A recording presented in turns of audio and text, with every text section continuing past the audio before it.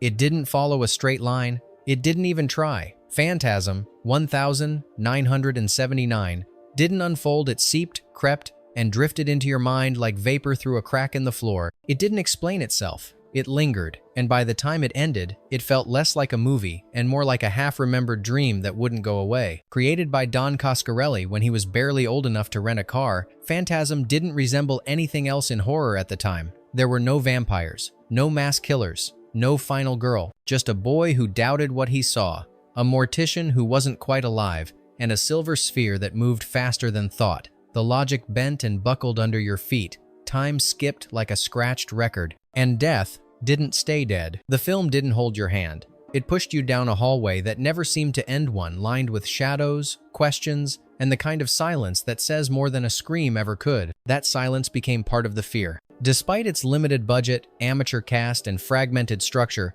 Phantasm survived, then thrived. It grew in whispers, in midnight showings, in passed-down tapes and repeated nightmares. Somehow, the less sense it made, the more it resonated. So what is it about this strange little film that continues to haunt audiences more than 4 decades later? What secrets are hiding behind the walls of Morningside? These are 20 weird facts you didn't know about Phantasm 1979.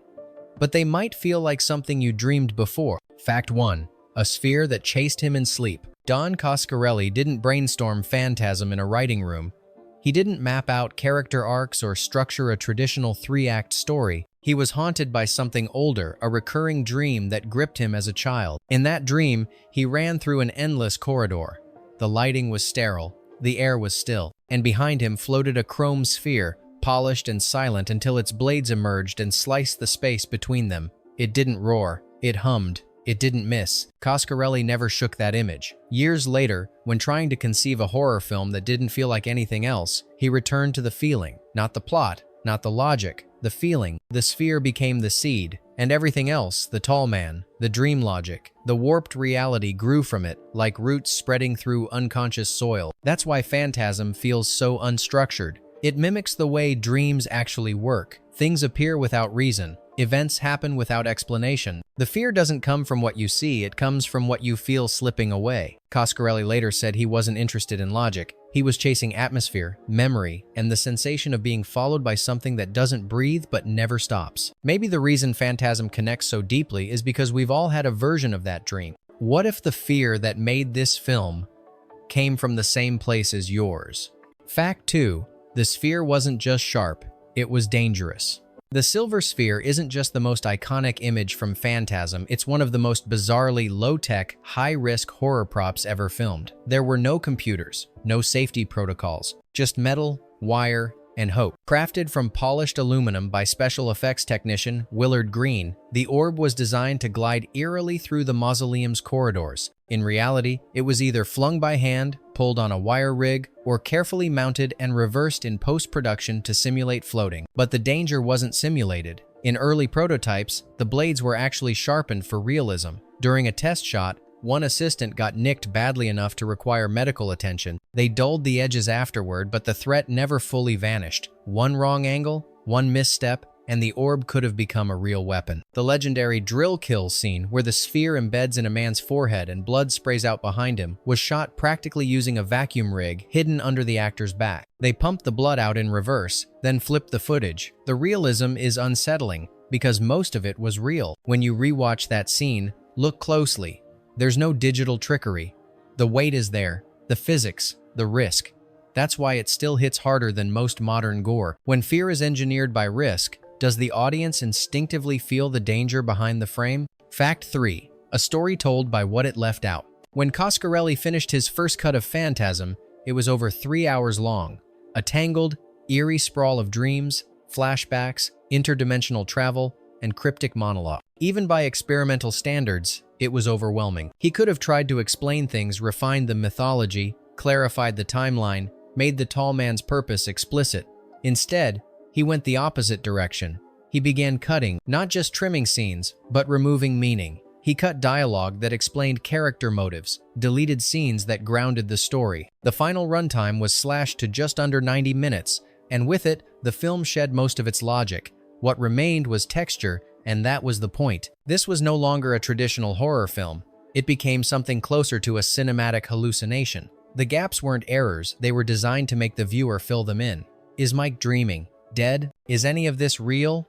Or just the fevered mind of a grieving child? Coscarelli never confirmed. That refusal invited theories, debates, essays, and devotion. By removing the frame, Phantasm became the kind of film you don't watch for answers.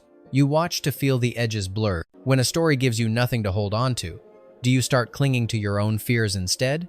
Fact 4. The coffin that resisted burial. One of Phantasm's most unsettling early moments shows a coffin refusing to stay closed. The lid trembles, lifts slightly, as if something inside refuses to be sealed away. It plays as a subtle, supernatural moment. But in truth, it was a mechanical failure. The coffin wasn't custom-built. It was an old, second-hand model warped by heat and time. Every time the crew tried to shut the lid, it sprang open again. They tried weights, clamps, even tape. Still, it wouldn't stay down. Rather than fight it, Coscarelli adapted. He rewrote the scene around the flaw. Now, instead of a faulty prop, the coffin responded. It became an early signal that the rules of death and physics were no longer reliable in the world of the tall man. The shot became eerie, precisely because it wasn't choreographed. The resistance felt unspoken, ghostly. It turned a problem into a mood. Years later, critics praised the scene's subtlety, a physical object defying finality. But the truth is, it happened because Wood didn't want to cooperate. So much of Phantasm comes from these quiet rebellions when the film refused to behave, and Coscarelli leaned into the chaos. Is horror scarier when it's intentional, or when the set itself won't stay dead? Fact 5. The ice cream man who became the warrior. Reggie Bannister wasn't meant to carry the story. He was written as a supporting character comic relief in a world of fear. He played music, drove an ice cream truck, and offered odd wisdom. He wasn't a hero until he became one. Coscarelli saw something shift during early edits. Reggie's scenes, originally short and light, kept pulling attention. There was something deeply human in his hesitation, his awkward courage, and his refusal to step aside, even when outmatched. He wasn't young, he wasn't armed like an action star, but he showed up, again and again. By the sequels, Reggie wasn't just helping. He was leading, chasing interdimensional threats, wielding a homemade 4-barrel shotgun, and growing more weathered, but no less determined. Fans embraced him not in spite of his ordinariness, but because of it. He was scared, he fumbled, but he kept going. In a genre built on victims and villains, Reggie was something rarer, a man trying to survive a world that made no sense and protect the people left in it. Sometimes the unlikely hero is the one who never thought he'd be one. When fear chooses its survivor, does it pick the strongest or the one who refuses to give up? Fact 6. A voice engineered for the uncanny. Boo! That single word uttered by the tall man has outlasted dozens of full-length horror scripts. It's more than a line, it's an auditory mark. But what most don't realize is that Angus Scrimm didn't actually sound like that. Scrimm was a classically trained actor. On set, his voice was deep but theatrical, powerful, yes, but human. In post-production, the sound team experimented with analog pitch manipulation. They dropped the frequency of his voice, just enough to make it resonate unnaturally, not demonic, not robotic, but off. That subtle shift made all the difference. The tall man didn't sound like a person anymore. He sounded like something mimicking one, echoing through a cavern, not a throat. Coscarelli didn't want a villain who screamed. He wanted one who could dominate a room with silence and speak only when the effect would land like a blade. Even more disturbing, the pitch wasn't applied consistently. It varied from scene to scene, giving the tall man an unstable audio identity. He shifted like a dream that can't hold shape. The fear didn't come from the volume, it came from the absence of emotion, the control. When horror speaks softly and never changes its tone, do we listen more carefully? Fact 7. A chase filmed without permission or mercy. The hearse chase scene in Phantasm crackles with unpredictability. It doesn't feel like it was choreographed, it feels like it could have gone very wrong. That's because it nearly did. There were no permits, no stunt doubles, no professional drivers, just actors in real cars, racing down rural roads, while the crew hoped the tires held and the camera stayed steady. Bill Thornberry, playing Jody, drove the muscle car himself. A crew member handled the hearse, a massive, unwieldy vehicle around sharp curves. Reggie Bannister, standing nearby during the shotgun moment, was dangerously close to the action. No green screens, no second chances. In one take, the hearse spun out on loose gravel and nearly slid off the road. The scare was real, so was the damage. They pulled it back with help from locals and kept shooting. Coscarelli could have faked the scene with editing, but he didn't. He left in the wobble, the veer, the dust. The imperfections made it feel real because it was. Indie filmmaking has no insurance policy against risk. When fear isn't acted but captured, does the audience sense it instinctively? Fact 8. The ice cream truck that drove into horror history. The most unexpected vehicle in horror? A pastel-colored ice cream truck rumbling through fog and graveyards. But this one wasn't a prop. It was Reggie Bannister's actual ride. Years before Phantasm, Bannister had purchased the truck for side work and gigs. When Coscarelli asked what Reggie's character might drive, he simply offered it up. No brainstorming, no studio suggestion, just, let's use mine. The result was genius. The truck's cheerful music and bright design clashed perfectly with the film's bleak tone. That visual tension became part of the character. Reggie wasn't just an ice cream man, he was the ice cream man, caught in something far beyond what his life had prepared him for. But the truck was temperamental. During filming, it stalled multiple times. In one scene, the engine overheated, and smoke poured from the hood, unintentionally eerie. Coscarelli kept it, because in Phantasm, even malfunction served the mood. Fans grew to love the truck. It became a symbol of how the ordinary could become extraordinary or terrifying. Can a vehicle define a character more than their dialogue? Fact 9. A labyrinth made of tricks and angles. The Morningside Mausoleum is one of the most haunting locations in horror. Endless white corridors, cold marble stillness, echoes that never quite resolve. But it wasn't real, not even close. Coscarelli didn't have the money to rent a giant crypt. Instead, he stitched together different real-world locations and dressed up small sets to feel vast. The exterior came from a Romanesque mansion in Oakland. The interiors were cobbled together from a church basement, an abandoned funeral parlor, and even the production office's hallways. The illusion came down to angles. Low shots made ceilings feel higher. Reused hallways, flipped and relit, became new spaces. Even the infamous white portal room was just a corner set, pumped full of fog and overexposed light. What sold the maze wasn't its size, but its disorientation. Nothing connected. Everything looked too clean, too sterile, too symmetrical. It didn't feel like a real place. It felt like a trap disguised as architecture. Viewers never asked for a map. They didn't need one. They knew they were lost. When horror architecture lies to you, does your mind start filling in spaces that were never there? Fact 10. Backward into the unknown.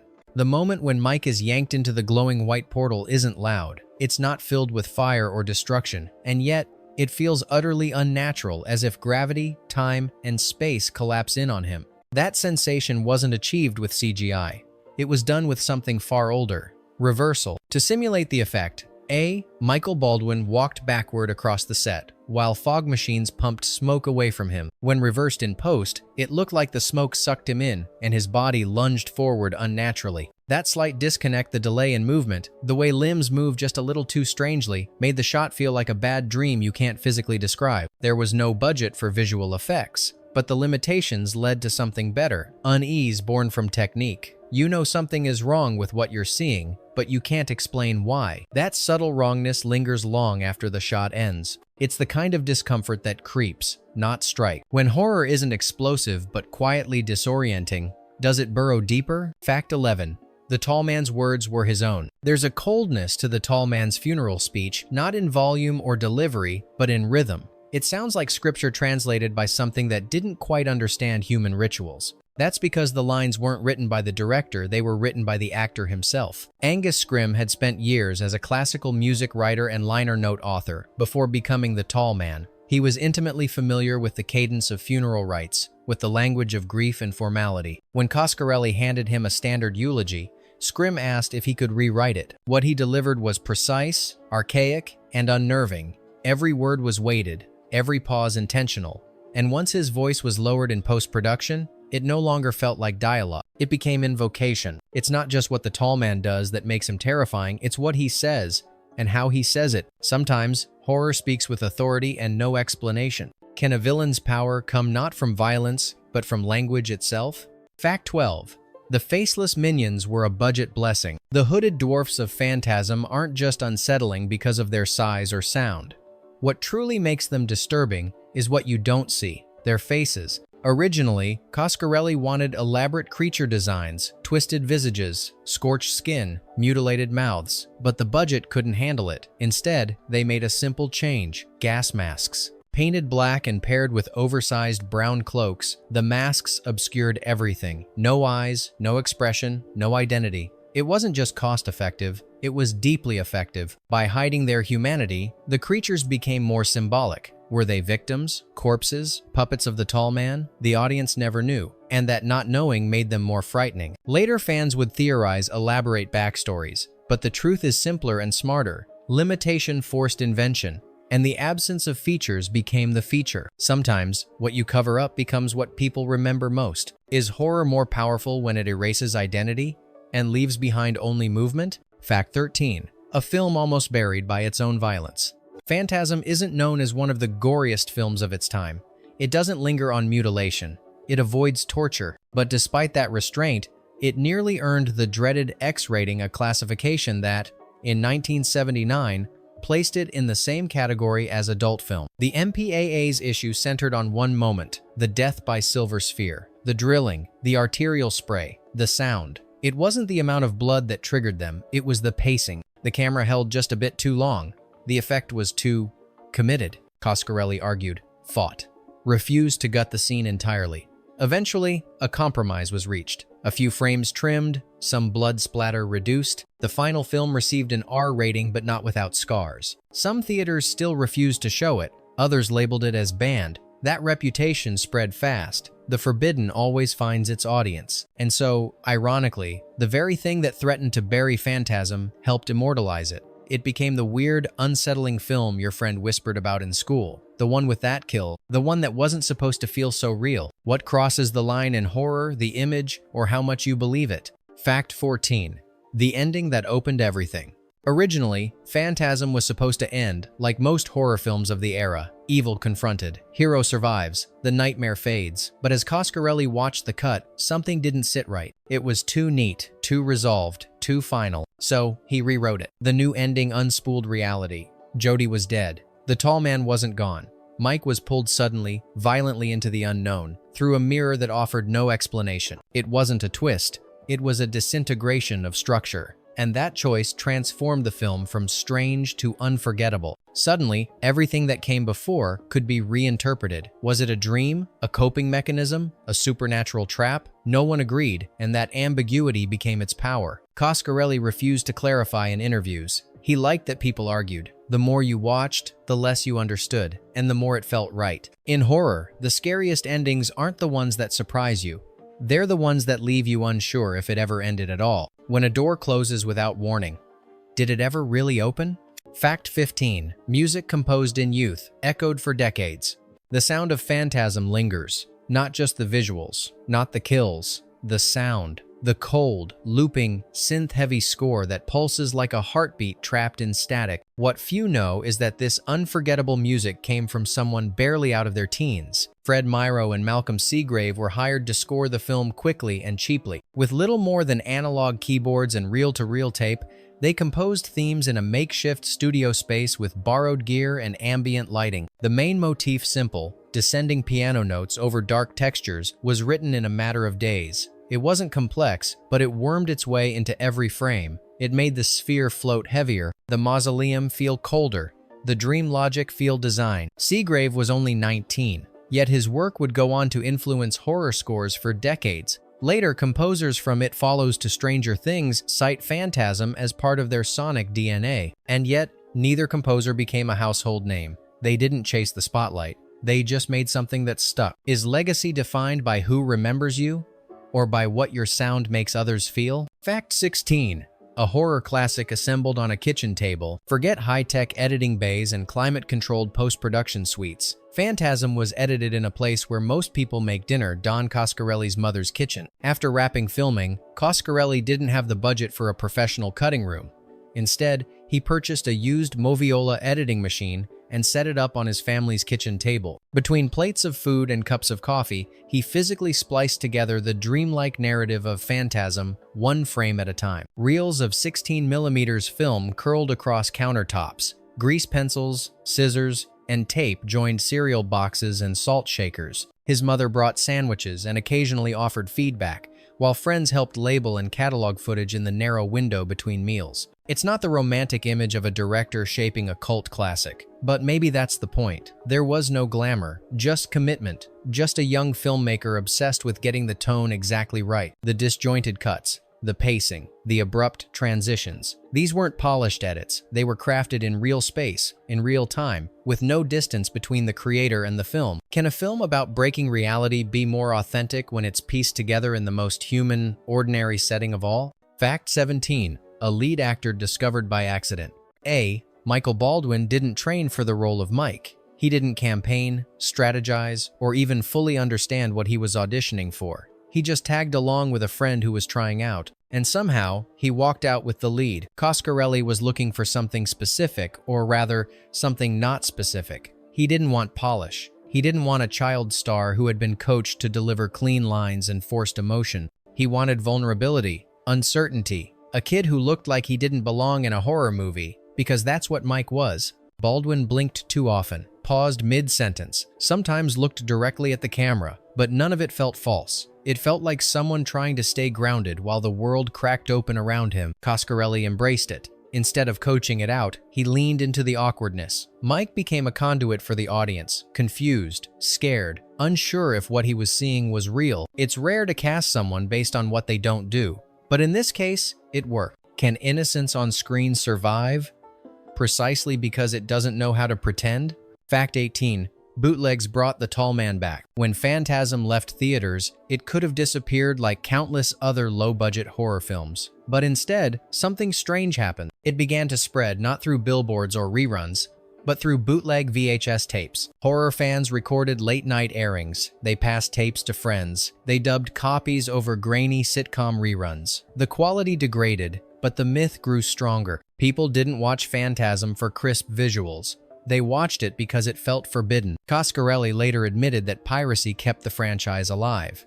Not legally, of course, but spiritually. When studios hesitated to fund sequels, the underground buzz fueled by bootlegs, word of mouth, and whispered recommendations proved the audience was still there. The tall man didn't die because people wouldn't let him. They carried him on through static and snow-filled screens, their fascination stronger than any distributor's hesitation. Maybe horror was never meant to be clean. Maybe it thrives in distortion. When a film becomes more powerful through imperfection, is that survival or resurrection? Fact 19. A mausoleum built from plywood and illusion. The Morningside Mausoleum appears vast, solemn, and expensive. Endless white corridors, smooth marble walls, an echo in every footstep. But none of it was real. The space that gave Phantasm its cold, clinical tone was built on plywood, adhesive, and camera tricks. Coscarelli knew he couldn't afford real marble, so he faked it. Sheets of plywood were arranged in tight corridors, then covered with glossy contact paper patterned to resemble polished stone. The lighting harsh, symmetrical, fluorescent, sold the illusion. No one questioned it. Even more impressive, the same few hallways were used over and over again, flipped, relit, redressed. A table moved here, a statue there. Suddenly, it was a new room, a new angle, a new trap. It worked not because it was convincing, but because it was unnerving. The spaces looked too clean, too empty, too identical, like a dream version of a place you think you visited but never have. That discomfort wasn't accidental. It was by design. Can something be more terrifying when you almost recognize it but never fully do? Fact 20. A sphere suspended by wire and fear. The floating silver sphere, sleek, reflective, and murderous, remains one of horror's most iconic images. But the truth behind it isn't high-tech. It's deeply analog. The sphere flew on fishing line. There was no CGI, no motion control rigs, just careful angles, clever lighting, and wire so thin it disappeared on camera most of the time. The crew spent hours adjusting, repainting, and reshooting whenever the light caught the line just wrong. Sometimes they dragged it manually. Sometimes they filmed it flying backward, then reversed the footage to make it look like it stopped mid-air before attacking. The effect is strange, slightly wrong, exactly right. And beneath it all, a real object. Heavy, dangerous, suspended with just enough tension to make everyone on set nervous. It could hit, it could fall, it could fail. But it didn't. That's what makes the moment powerful. Not the death it causes, but the way it moves before it does. When fear is tethered by something almost invisible, do we still feel the line? Bonus fact, The blink that never came. You might not notice it at first, but once you do, it's impossible to unsee.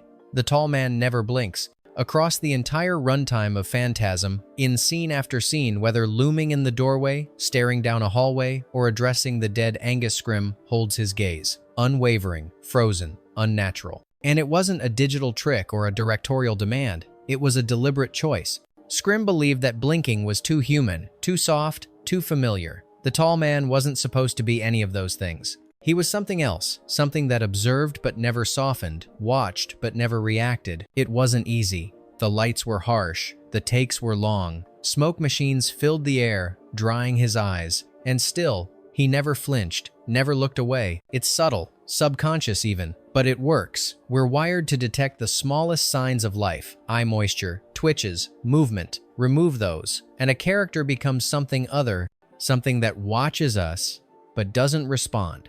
Years later, fans would call it one of the eeriest performance decisions in horror history, not because of what was done, but because of what was withheld. Is the absence of a blink scarier than any scream, or is it a reminder that the real terror isn't what moves but what never does? So, which detail stayed with you long after the screen faded to black? Was it the silence behind the tall man's stare, the illusion of marble that was only plywood, or the chrome sphere held aloft by invisible wire? Tell us below not just what shocked you, but what made you wonder. And if this film crawled under your skin the way it did for so many others, stay with us. There are more forgotten stories, more strange films, more facts that were never meant to surface. What should we uncover next? The weird hasn't ended. It's only waiting.